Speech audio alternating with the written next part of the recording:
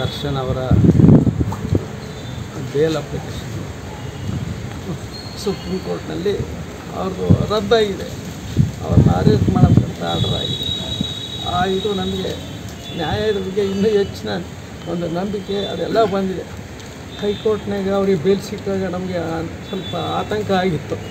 ಆದರೆ ಸರ್ಕಾರದವರು ದೊಡ್ಡ ಮನಸ್ಸು ಮಾಡಿ ನಮಗೆ ವಿಶೇಷ ತನಿಖೆ ಅಂತಂದು ಸುಪ್ರೀಂ ಕೋರ್ಟ್ಗೆ ಅಪೀಲ್ ಮಾಡಿದ್ದು ನಮಗೆ ಭಾಳ ಇದಾಗಿತ್ತು.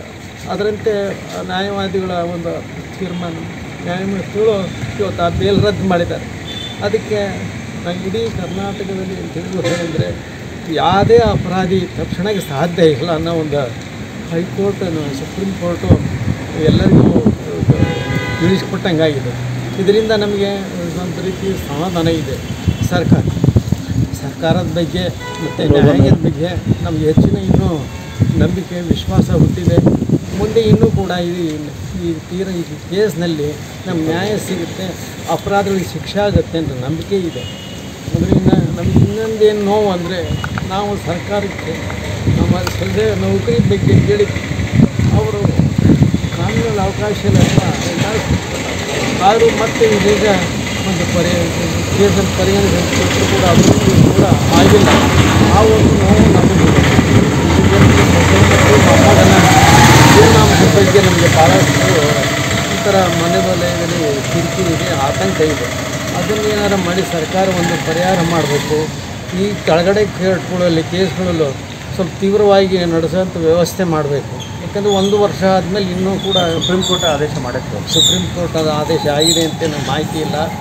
ಆದರೆ ಅದನ್ನು ಸ್ವಲ್ಪ ತೀವ್ರವಾಗಿ ಅದು ವಿಚಾರಣೆಯಾಗಿ ಆದಷ್ಟು ಬೇಗ ಅದು ಕೊನೆಯ ಹಂತಕ್ಕೆ ಬರಲಿ ಅಂತ ನಾನು ಆಶೆ ಮಾಡ್ತೀನಿ. ಸುಪ್ರೀಂ ಕೋರ್ಟ್ ಕೂಡ ಹೇಳಿದೆ, ಯಾರೇ ದೊಡ್ಡವರಾದರೂ ಕೂಡ ಕಾನೂನು ಮುಂದೆ ಎಲ್ಲ ಒಂದೇ ಅಂತ ಹೇಳಿದೆ. ಹೌದು, ಅದು ನಿಜವಾಗ್ಲೂ ಅದು ಸಾಬೀತಾಗಿದೆ. ಇವತ್ತು ಸುಪ್ರೀಂ ಕೋರ್ಟ್ನಿಂದ ಸಾಬೀತಾಗಿದೆ. ಏನಪ್ಪ ಹಿಂಗೆ ನಮಗೆ ನೋವಿನ ಬಗ್ಗೆ ನೋವಿತ್ತು. ನಮಗೆ ಮಗ ಕಳ್ಕೊಂಡದ್ದು ಒಂದು ಚಿಂತೆ, ಆಮೇಲೆ ನ್ಯಾಯಾಂಗದಲ್ಲಿ ಅವ್ರಿಗೆ ಎಲ್ಲ ಸವಲತ್ತು ಸಿಗ್ತಾ ಇರೋದು ಒಂದು ಚಿಂತೆ. ನಮಗೇನೂ ಆತಂಕ ಇತ್ತು, ಆದರೂ ಕೂಡ ನಂಬಿಕೆಯೂ ಇತ್ತು. ಆದರೆ ಈ ಸುಪ್ರೀಂ ಕೋರ್ಟ್ ಅದನ್ನು ಫೈನಲ್ ಆಗಿ ಅದು ಮಾಡಿದ್ರಿಂದ ಇನ್ನೂ ಹೆಚ್ಚಿನ ವಿಶ್ವಾಸ ನಮಗೆ ನ್ಯಾಯಾಂಗದ ಬಗ್ಗೆ ಸರ್ಕಾರದ ಬಗ್ಗೆ ಮೂಡಿದೆ. ನಾವು ಮತ್ತು ಈ ವಿಚಾರದಲ್ಲಿ ಸರ್ಕಾರ ಮತ್ತು ನ್ಯಾಯಾಂಗವನ್ನು ಅಭಿನಂದಿಸ್ತೇವೆ ಮತ್ತು ಅವರಿಗೆ ನಮಸ್ಕಾರ ಹೇಳ್ತೀವಿ. ಸರ್, ಈಗ ಕೋರ್ಟ್ ತೀರ್ಪು ಬರೋ ಸಂದರ್ಭದಲ್ಲಿ ತಾವು ಪೂಜೆಗೆ ಕೂತಿದ್ರಿ? ಇಲ್ಲ, ಹಾಗೇನಿಲ್ಲ, ಮಾಮೂಲಿ ಪೂಜೆ ಅಷ್ಟೇ ನಮ್ಮದು. ಅದನ್ನೇನಿಲ್ಲ, ನಾವು ಏನಿಲ್ಲ, ನಮಗೆ ಒಂದು ನ್ಯಾಯ ದೊರಕಪ್ಪ, ನಾವು ಮಗ ಸೊಸೆಗೆ ಒಂದು ಆಧಾರ ಆಗಪ್ಪ, ಮಾರ್ಗ ತೋರಿಸ್ಬೇಕು, ನಾವು ಬೇಡ್ಕೊಂಡು ಅಷ್ಟೇ. ಅದೇ ಸಂದರ್ಭದಲ್ಲಿ ಮನೆಯವರು ಬಂದು ಹೇಳಿದ್ರೆ ಕ್ಯಾನ್ಸಲ್ ಆಗಿದೆ. ಹೌದು, ನಾನು ಪೂಜೆ ಮಾಡೋ ಟೈಮ್ನಲ್ಲಿ ನಮ್ಮ ಮನೆಯವರು ನನಗೆ ಸಾಮಾನ್ಯವಾಗಿ 11 ಗಂಟೆಗೆ ಕೋರ್ಟ್ ಆಗುತ್ತೆ, 12 ಗಂಟೆ ಮೇಲೆ ಆಗ್ಬೋದು ಅಂತ ಒಂದು ಏನೋ ನಂಬಿಕೆ ಇತ್ತು. ಅದು ಇಷ್ಟೊಳಗೆ ಆಗಿರೋದು ನಮ್ಮ ಮನೆ ಪೂಜೆ ಟೈಮ್ನಲ್ಲಿ ಹೇಳಿದರು ನಮ್ಮ ಮನೆಯವರು ಅಂತ. ದೇವರ ಅನುಕೃಪೆನೂ ಇತ್ತು ನಂಗೆ ಆಯಿತು. ದೇವರ ಅನುಕೃಪೆನೂ ಇತ್ತು. ಹೌದಾ, ದೇವರ ಅನುಗ್ರಹ, ಆಶೀರ್ವಾದ, ಗುರುಗಳ ಆಶೀರ್ವಾದ. ಭಾಳಷ್ಟು ಜನರುಗಳು ನಮಗೆ ಗುರುಗಳು ಎಲ್ಲ ರೀತಿಯಿಂದ ಆಶೀರ್ವಾದ ಮಾಡಿದ್ದಾರೆ. ಎಲ್ಲ ಧರ್ಮದ ಗುರುಗಳು, ಎಲ್ಲ ಜಾತಿ ಗುರುಗಳು ಅವ್ರ ಮನೆ ತನಕ ಬಂದು ಎಲ್ಲರಿಗೂ ನಮಗೆ ಧೈರ್ಯ, ಆತ್ಮಸ್ಥೈರ್ಯ ಎಲ್ಲ ಕೊಡ್ತಾರೆ. ನೀವು ಮಾಧ್ಯಮದವರು ಕೂಡ ನಮಗೆಲ್ಲ ಇಲ್ಲಿವರೆಗೂ ಸಹಕಾರ ಕೊಟ್ಟಿದ್ದಾರೆ.